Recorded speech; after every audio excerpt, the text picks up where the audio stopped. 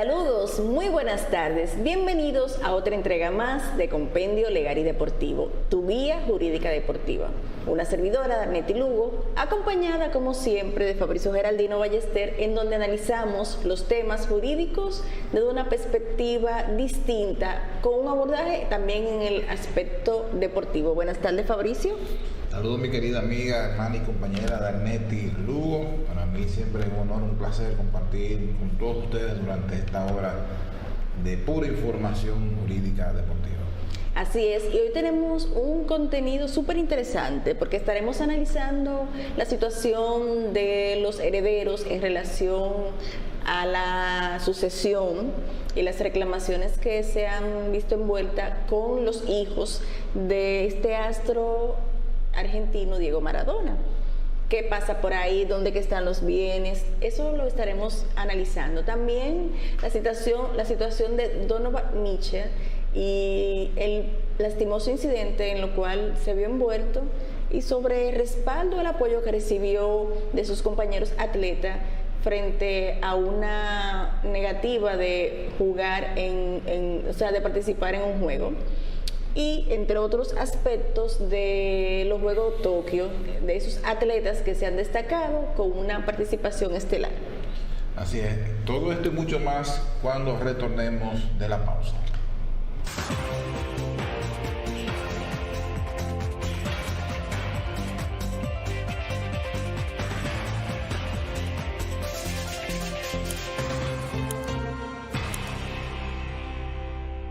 Bien, retornamos con más de Compendio Legal y Deportivo. Uno de los elementos o de los temas que hay que discutir, Darneti, es lo relacionado a lo que va a pasar o lo que está pasando y lo que estaría pasando con relación a la sucesión de bienes del astro argentino Diego Armando Maradona.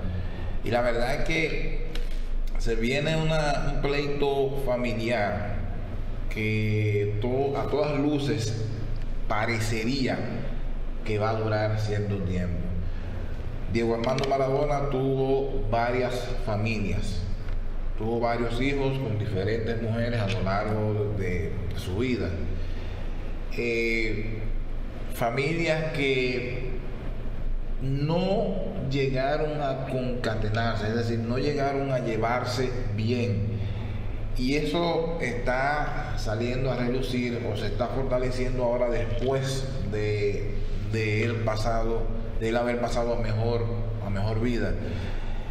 Por un lado está la situación que tiene con Dalma y Janina, que son sus dos hijas más grandes, y lo que está pasando con Diego Maradona, que es su hijo más pequeño. Ahí hay un pleito, no se están poniendo de acuerdo. Aparentemente habrá un pleito por la repartición de sus bienes, y por eso ahora se está solicitando una especie de auditoría para buscar todos los bienes en donde Diego Armando Maradona pudo haber dejado los mismos.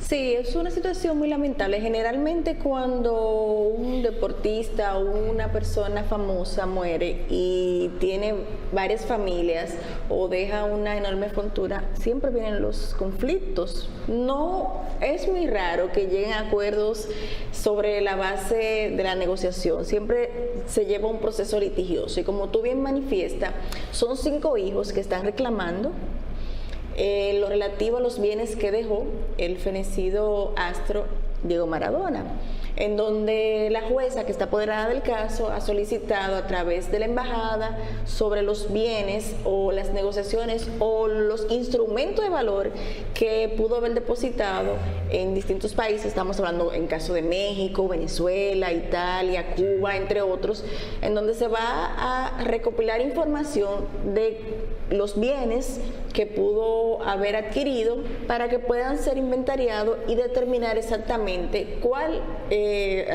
cuántos bienes existen y cómo va a ser la distribución. Exacto. Ahora, habría que ver la legislación argentina en relación al tema sucesoral, pero si es como como entendemos, se tendría que repartir en 5 partes iguales. Que se sepa, Diego Armando Maradona no tenía una pareja estable, no tenía una esposa en este momento, que se sepa. Por ende, no sería parte de la repartición. Pero también habría que ver el tema de las liberalidades. O sea, si esos bienes fueron traspasados a modo de donación, o si hubo algún tipo de dolo cuando en un momento en el que ya estaba prácticamente inhabilitado para ejercer la tutoría legal. Sí, puede pasar todo ese tipo de cosas. Generalmente cuando una persona tiene muchas propiedades, generalmente tiene una persona que maneja todo lo relativo a sus bienes, analiza, reporte y demás, y puede pasar que haya una firma o algún contrato que en otros casos se ha evidenciado. Sí, claro, y más en un caso como este, Diego Armando Maradona, que nunca fue, como se dice, un hombre fiel, siempre tuvo sus mujeres, tuvo sus aventuras, y sabrá Dios qué más podrán encontrar en manos de otras personas, bienes que legítimamente debiera pertenecer ahora a la sucesión Maradona.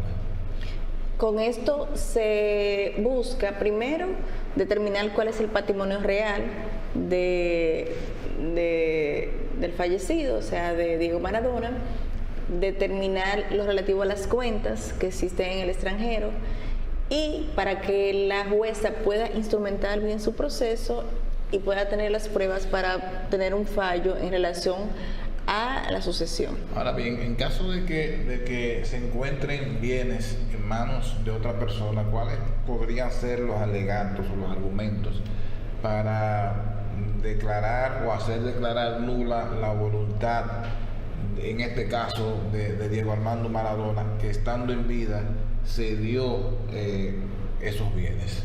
Eso va a depender si fue la última etapa. Si fue la última etapa y se pudo determinar que él no estaba en condiciones aptas para firmar, para hacer algún tipo de negociación, eso podría ventilarse. Ahora bien, si fue antes y no hubo ningún inconveniente, no creo que pueda ser atacable. Ya eso le tocará al tribunal determinar la pertinencia o no de esa acción.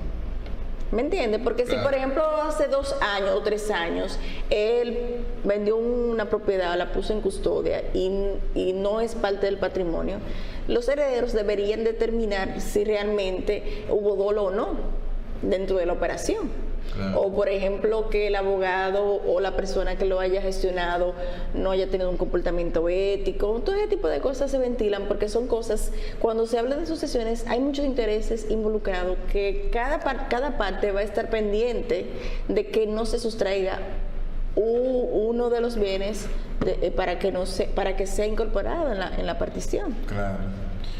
Ahora, esto siempre pasa cuando las cosas no se dejan claras en vida, e incluso muchas veces cuando la persona cree que ha dejado las cosas claras, una vez fallece, las familias se vuelven campos de batallas.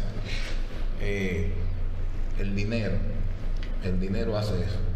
La familia, automáticamente muere una persona, se divide inmediatamente. Eso es increíble. Debe haber una composición social muy fuerte, y más como vienen de familias distintas y a lo mejor no tuvieron la oportunidad de compartir.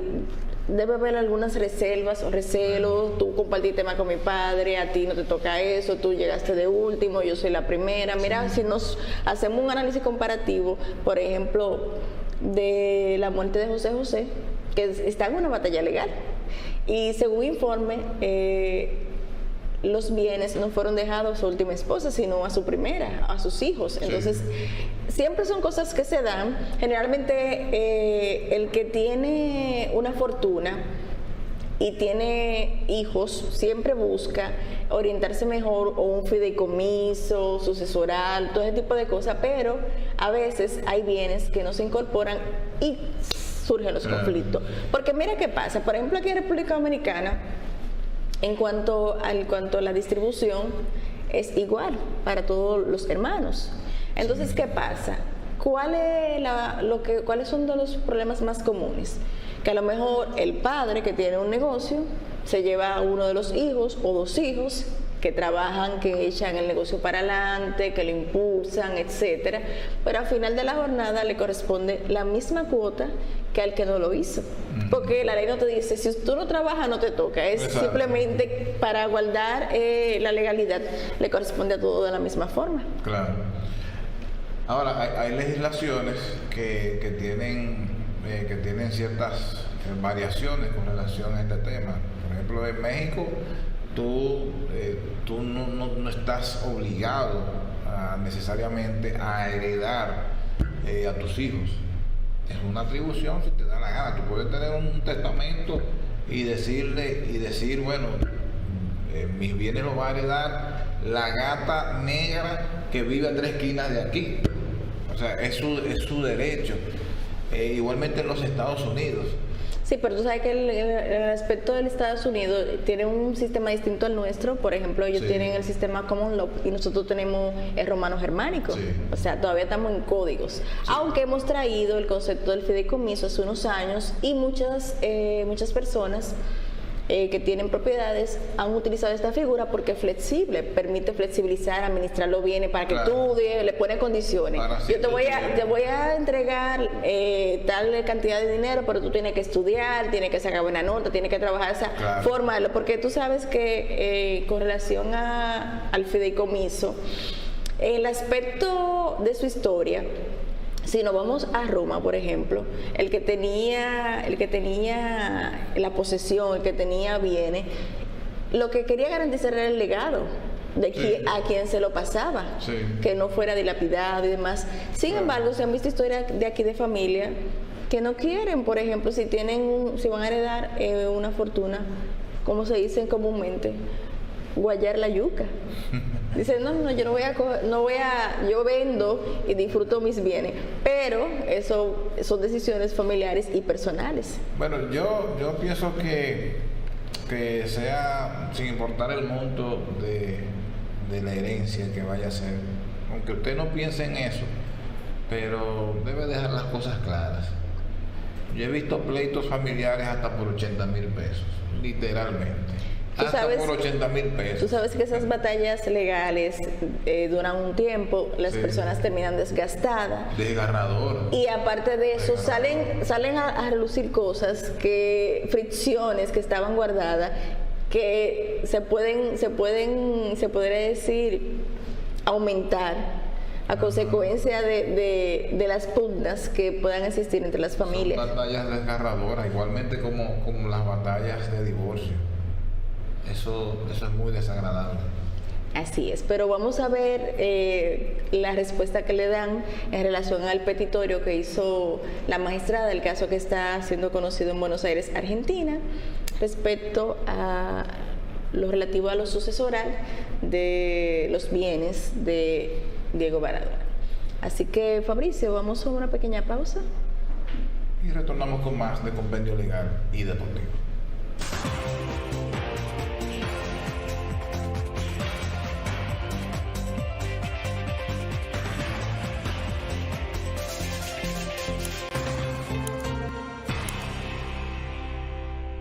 Bien, seguimos con el contenido de Compendio Legal y Deportivo. Tú sabes, Fabricio, que los atletas no están ajenos ni a las ansiedades, ni a la depresión, ni a cualquier tipo de padecimiento, porque son humanos, igual que nosotros, aunque son estrellas. Y los fanáticos le encanta verlo, y obviamente al ser estelar en diferentes equipos, los vemos distintos, lo vemos como si fueran de otro planeta. Sin embargo, son personas sensibles y humanas igual que nosotros. Claro.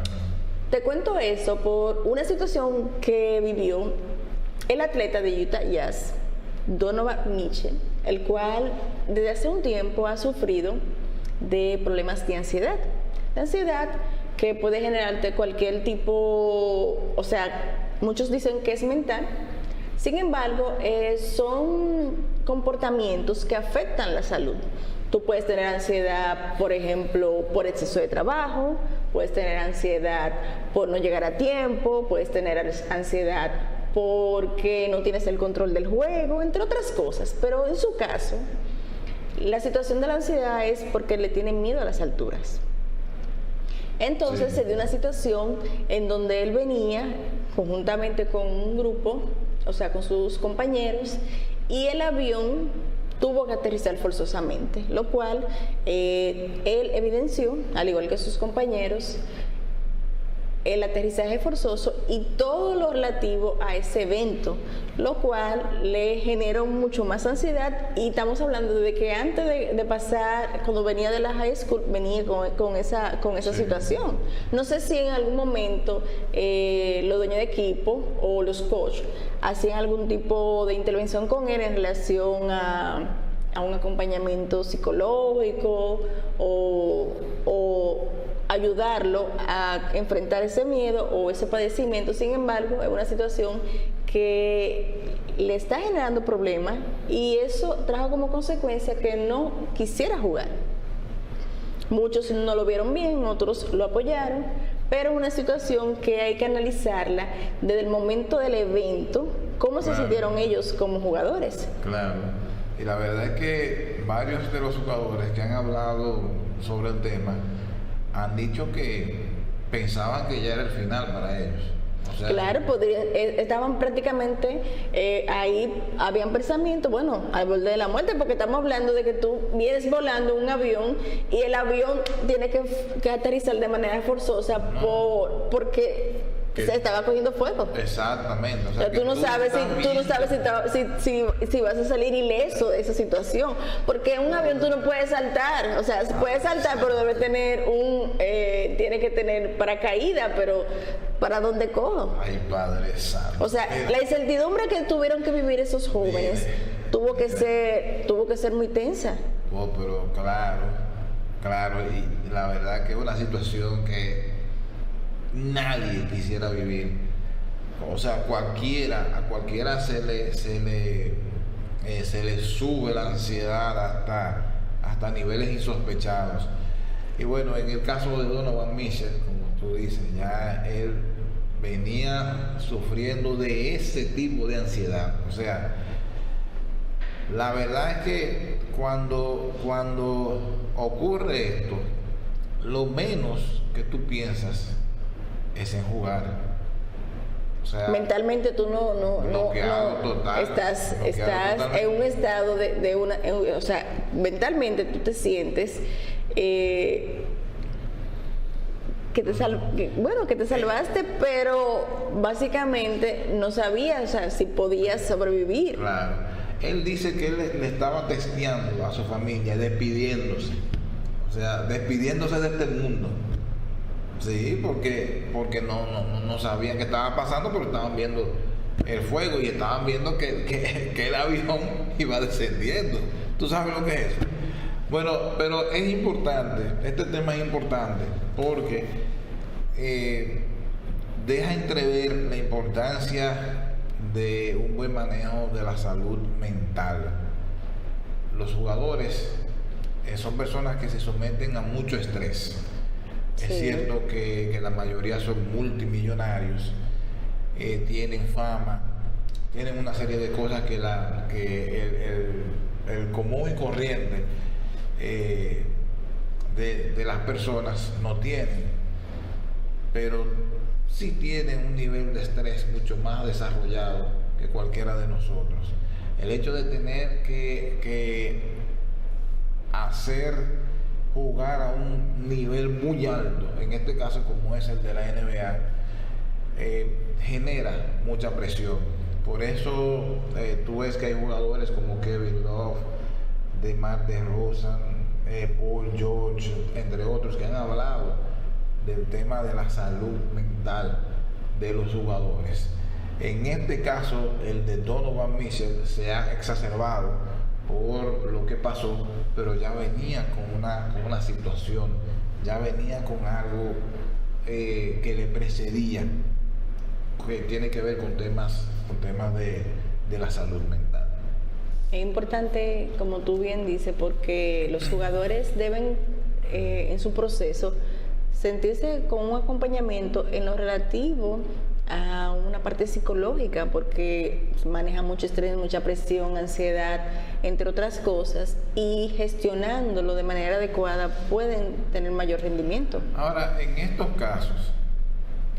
casos, ¿podría el equipo negarse a otorgarle licencia a jugadores que se sientan afectados emocionalmente por situaciones como estas? Entiendo que si él vivió un evento que lo llevó o que lo iba a llevar a una consecuencia nefasta, es decir, su vida, iba a perderlo, su vida, o sea, ahí la liga o el equipo, para ser exacto, debe analizar las situaciones, porque eso habría que ver cómo se determina lo relativo a la normativa que tiene la NBA, pero yo entiendo que por prudencia, aunque la NBA son números, pero yo entiendo que por prudencia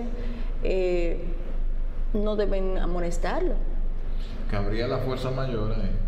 No la fuerza mayor, se supone que si hubo un accidente, eso trae consecuencias, y por ende debe tener, es como si, o sea, deben tener algún tipo de acompañamiento para, claro, para liberarlo o ayudarlo a volver a su estado normal. Claro. Porque, ¿qué pasa? Cuando una persona puede sufrir de una depresión, puede sufrir de un padecimiento, a veces no le damos la importancia requerida, pero eso puede traer como consecuencia otros aspectos, es decir, un suicidio, un sinnúmero de cosas. No, y por eso es que tú ves en Estados Unidos tantos locos que cogen un rifle y empiezan a dispararle a todo el mundo. O sea, son personas, yo les digo locos, pero son personas que tienen situaciones mentales que a lo mejor siendo bien tratadas o siendo tratadas, se pudiesen evitarse. Pero si, por ejemplo, los demás respondieron bien y el único que respondió mal fue él, habría que tener, me imagino, alguna prescripción, alguna recomendación de que no podía jugar por algo que venía arrastrando. Entonces todo eso se debe sopesar. Exacto. Bueno, ¿qué opinas tú? No, totalmente de acuerdo. Además, aunque el equipo tuviese el derecho de obligarlo a jugar, públicamente se viera muy feo. Hay una parte humana siempre. Sí, siempre hay una parte humana. Desgraciadamente, y más en este caso cuando se sabe que es un jugador que tiene ese problema. Además, él no quería que el avión cogiera fuego y él no quería un aterrizaje forzoso. ¿Me entiendes? O sea, no fue que él dijo, yo no quiero jugar porque sí. Porque me da la no, me da es la que gana. hubo situaciones, mi vida, yo estuve al borde de perder mi vida. O sea, mentalmente, Sí. anímicamente, no me siento en condiciones de jugar. Y es totalmente válido. Claro. Bueno, No, muy difícil. nos vamos a la pausa. Correcto. En breve continuamos con Compendio Legal y Deportivo.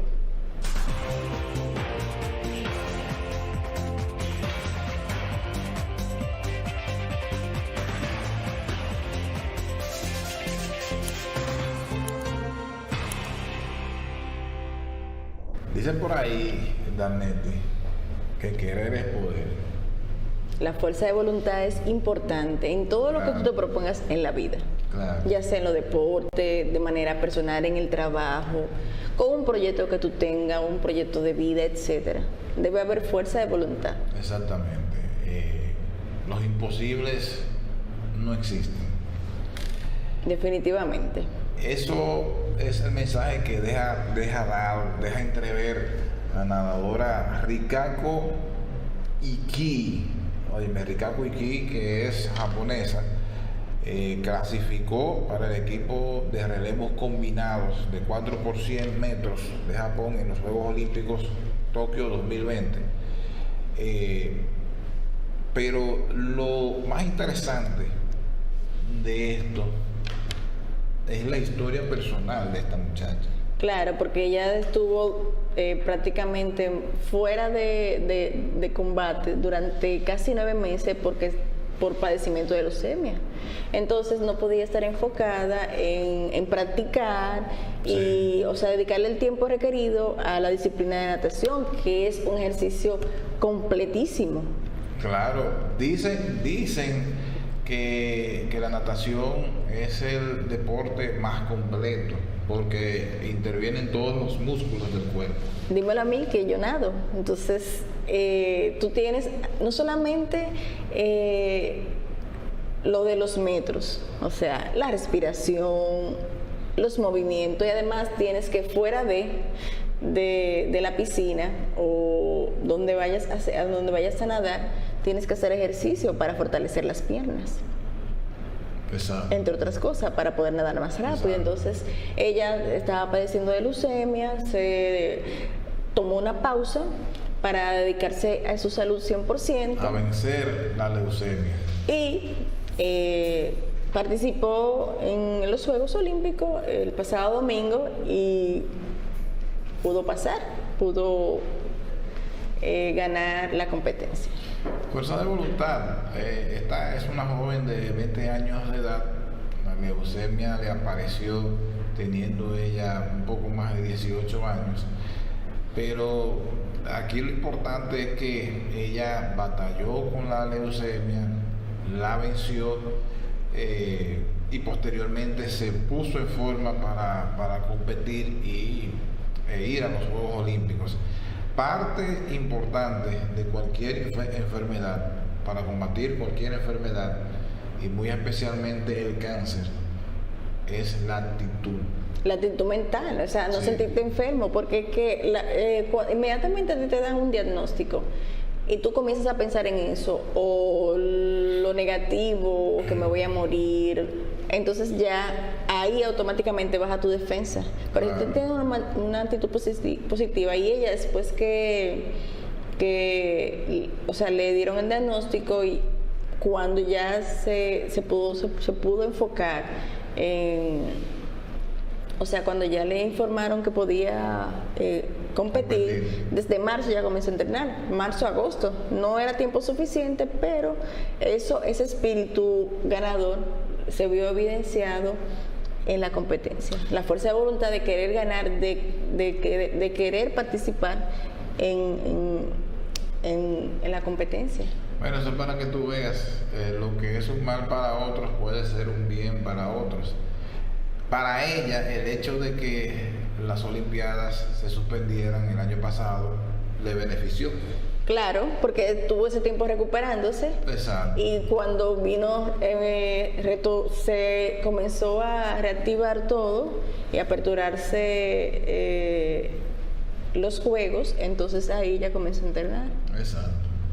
O sea que... Así que eso es un mensaje positivo para nuestra audiencia, de querer luchar. Las cosas no se consiguen fácil, a pesar de que quieren vender eso en las redes, pero no es así.